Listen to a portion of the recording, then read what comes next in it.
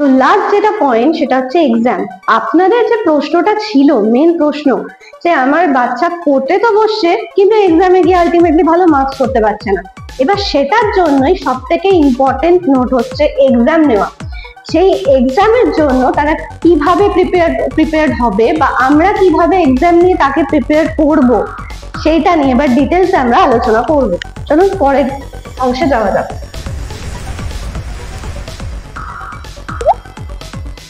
তো মেইনলি এখানে আপনারা দেখতে পাচ্ছেন এক্সামের আন্ডারে আমি এরকম ডিভিশন করে রেখেছি, যেখানে চ্যাপ্টার ওয়াইজ এক্সাম রয়েছে, পার্ট মক টেস্ট রয়েছে, স্পেশাল মক রয়েছে, ফুল মক রয়েছে।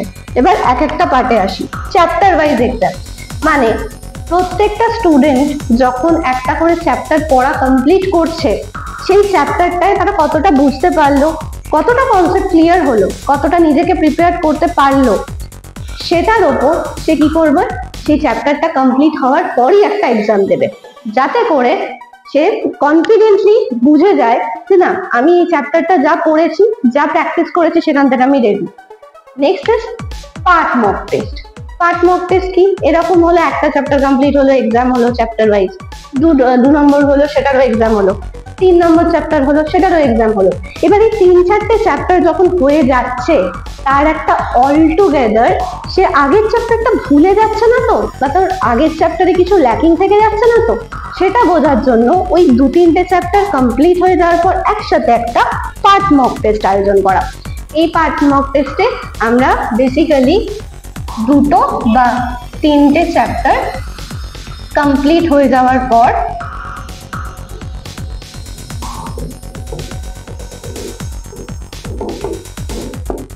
একসাথে এক্সাম নেব।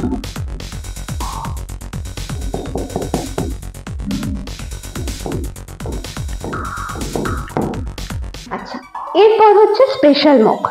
পার্টলি মক টেস্ট দিতে গিয়ে দেখা গেল এই 2 বা 3টে চ্যাপ্টারের মধ্যে যে কোনো একটা চ্যাপ্টারে কোনোভাবে তার মার্কস কম এসছে বা খুব সিলি মিস্টেক্স করেছে, তাহলে সেই সিলি মিস্টেক গুলোকেও শুধরে নিতে হবে, নাহলে সেটা তার ল্যাকিং এ রয়ে যাবে। মানে সেই সিলি মিস্টেকটাকে শুধরে নেওয়ার জন্য সেই পার্টিকুলার একটা চ্যাপ্টারের ওপর আমরা নেব স্পেশাল মক, যাতে করে তার মিস্টেকস গুলো সে শুধরে নিতে পারে।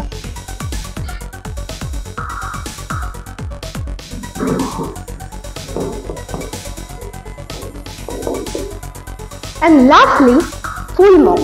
Full mock is the main important part. কারণ সারা বছর ধরে কি পড়লাম কি করলাম, এই ব্যাপারটার আলটিমেট রেজাল্ট কিন্তু এখানে। ফুল মক কি, বেসিক্যালি স্কুল ওয়াইজ নেওয়া হয়।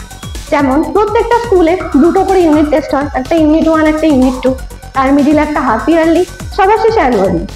তো যে প্রথম ইউনিট টেস্ট গুলো হলো, ইউনিট টেস্টের ক্ষেত্রে যেরকম 2 বা 3টে করে চ্যাপ্টার থাকে, সেই 2 বা 3টে চ্যাপ্টারের উপর স্কুলে যে ডেট দেওয়া হয় এক্সামের, সেই এক্সামের ঠিক আগে স্টুডেন্ট তাকে পুরোপুরি কনফিডেন্টলি আমরা যাতে পাঠাতে পারি এক্সাম দিতে, সেটার জন্য আমরা ওই ইউনিট টেস্টে যা মার্কস থাকবে ওই মার্কসের মতো ওই প্যাটার্ন ফলো করেই আমরা একটা এক্সাম দেব।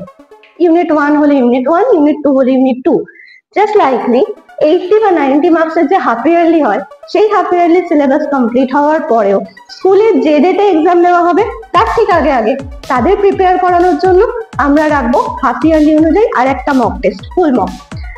অ্যাজ ইউজুয়াল সারা বছরের টুগেদার একটা কম্প্যাক্ট হচ্ছে অ্যানুয়াল এক্সাম, যেটা স্কুল রাখে, সেটা আমরাও রাখি, ফাইনাল মক।